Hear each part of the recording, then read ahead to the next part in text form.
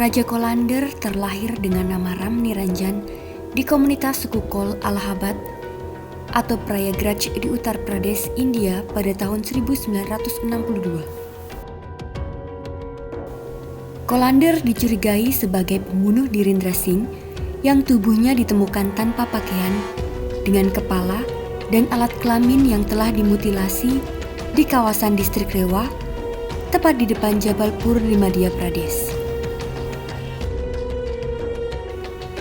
Dhirendra Singh merupakan anak bungsu dari 4 bersaudara, lahir dalam keluarga kelas pekerja di desa Bairi di Uttar Pradesh. Dhirendra bekerja sebagai jurnalis di sebuah surat kabar harian berbahasa Hindi bernama Haj setelah lulus dari perguruan tinggi, meskipun dia memiliki gelar di bidang sains. Sebelum menghilang, Dhirendra sempat mengatakan kepada rekan kerjanya bahwa ia akan absen pada tanggal 14 Desember untuk membawa istrinya yang saat itu sedang hamil melakukan pemeriksaan di Prayagraj. Setelah itu, tidak terdengar kembali kabar darinya. Laporan resmi orang hilang diajukan tanggal 17 Desember. Pencarian mulai dilakukan dan polisi melacak panggilan terakhir dari ponsel milik Dhirendra ke salah satu nomor telepon rumah di wilayah Uttar Pradesh. Diketahui, pemilik nomor telepon tersebut adalah Pulan Devi, istri dari Raja Kolander. Dari situlah penyelidikan dimulai dan difokuskan kepada Raja Kolander dan saudara iparnya, Vasaraj Kol.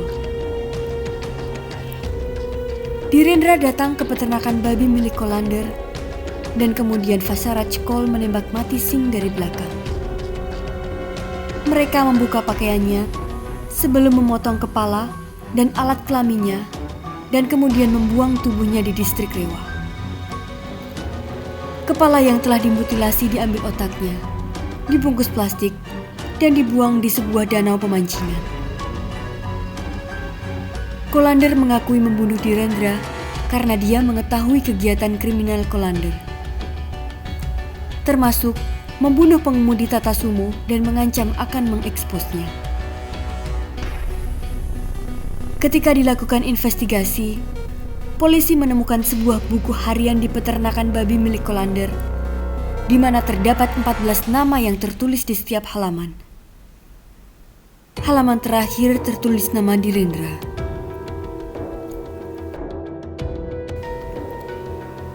Kolander mengakui membunuh orang-orang yang tertulis di buku harian tersebut dan memotong semua kepala mereka.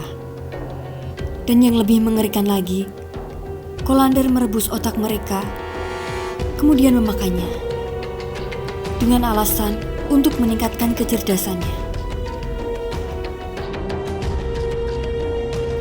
Polisi melakukan penggalian di peternakan babi milik Kolander dan menemukan sisa-sisa kerangka dan tengkorak. Psikolog mengatakan bahwa Kolander memiliki gangguan kepribadian antisosial atau sosiopat, yaitu gangguan mental di mana seseorang secara konsisten tidak memperhatikan benar dan salah dan kurang memperhatikan keselamatan diri sendiri atau keselamatan orang lain. Raja Kolander dijatuhi hukuman penjara seumur hidup pada tanggal 30 November tahun 2012 dan bandingnya ditolak. Hingga sekarang, Raja Kolander tetap mempertahankan ketidakbersalahannya. Dia menganggap semua itu konspirasi dari polisi dan wartawan. Dia terpaksa mengakui semua kejahatan itu karena disiksa oleh polisi.